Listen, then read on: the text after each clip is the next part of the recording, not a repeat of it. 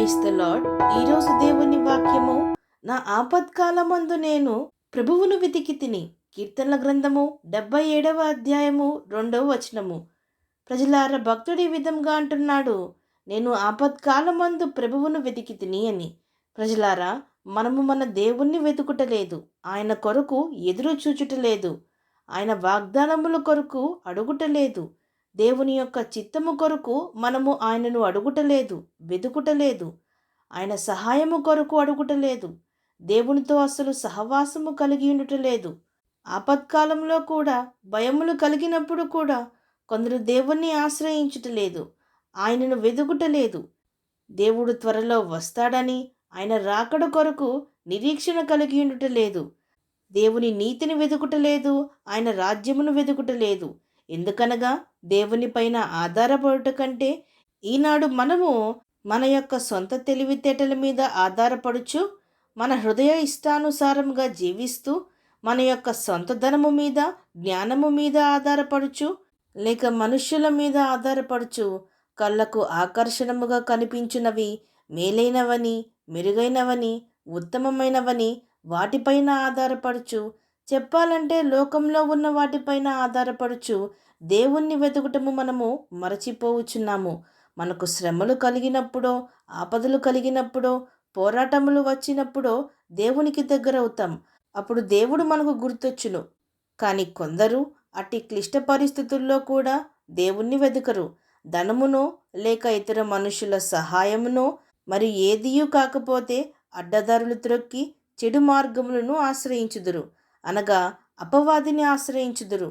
మనుషుల సహాయము వ్యర్థము. అనిత్యమైన ఈ లోకంలో ఉన్న వాటిని మనము వెతుకుదుము, ప్రయాసపడుదుము గాని నిత్యుడగు తండ్రి, అదృశ్య దేవుడు, శక్తిమంతుడైన మన దేవుణ్ణి మనము వెతుకుటలేదు, ఆయన వాక్యములను వెతుకుటలేదు, చదువుటలేదు. ప్రజలారా, యెహోవాను ఆశ్రయించుడి, ఆయన బలమును ఆశ్రయించుడి, ఆయన సన్నిధిని నిత్యము వెతుకుడి. ఆపత్కాలంలో ఎవరు ఆదుకుంటారో తెలియక, తికమక పడిపోక, కృంగిపోక, మనల్ని విడిపించే, రక్షించే దేవుడైన మన యేసుక్రీస్తు ప్రభువును వెతుకుడి. నా పేరు పెట్టబడిన నా జనులు తమను తాము తగ్గించుకొని ప్రార్థన చేసి నన్ను వెతికి తమ చెడు మార్గములను విడిచిన ఎడల ఆకాశము నుండి నేను వారి ప్రార్థనను విని వారి పాపమును క్షమించి వారి దేశమును స్వస్థపరచుదును అని దేవుడు సెలవిచ్చెను. దేవుని యొద్దకు వచ్చువాడు ఆయన యున్నాడనియు, తనను వెదుకువారికి ఆయన ఫలమును దయచేయువాడనియు నమ్మవలెను అని భక్తుడు సెలవిచ్చుచున్నాడు. ప్రజలారా, అవును, మన దేవుణ్ణి గనుక మనము వెదికినట్లయితే మనకు ఖచ్చితంగా ఆయన ఫలమును దయచేయును. ఆయన నీతిని, రాజ్యమును మొదట మనము వెతికితే మనకు కావాల్సినవన్నీ దేవుడే మనకు దయచేయును. ఆపత్కాలంలో మనము మనుషులను లేక వేరొక వాటిపైన ఆధారపడితే అవి మనల్ని కాపాడలేవు, మన సమస్యల్ని తీర్చలేవు. మనము మొరపెట్టినప్పుడు, మనము ఆయనను వెతికినప్పుడు ఆయన తన చేయుతనందించి ఆదుకునే దేవుడైన మన ప్రభువును వెతుకుదాం, అనుదినము వెతుకుదాం, దేవునితో సహవాసము కలిగి ఉందాం. అవును అన్నవారు నాతో పాటు ప్రార్థనలో ఏకీభవించండి. ప్రార్థన. పరిశుద్ధుడా, ప్రేమగల తండ్రి, ఈరోజు మీరిచ్చిన ఈ వాక్యమును బట్టి మీకు స్తోత్రములు దేవా. మా సొంత శక్తి చేత, మా బలము చేత, మా ధనము చేత, మా తెలివి చేత, మా సంపాదన చేత మేమేమీయూ సాధించలేము. అవి మమ్మను రక్షింపవు. దేవా, వెదుకుడి, మీకు దొరుకును.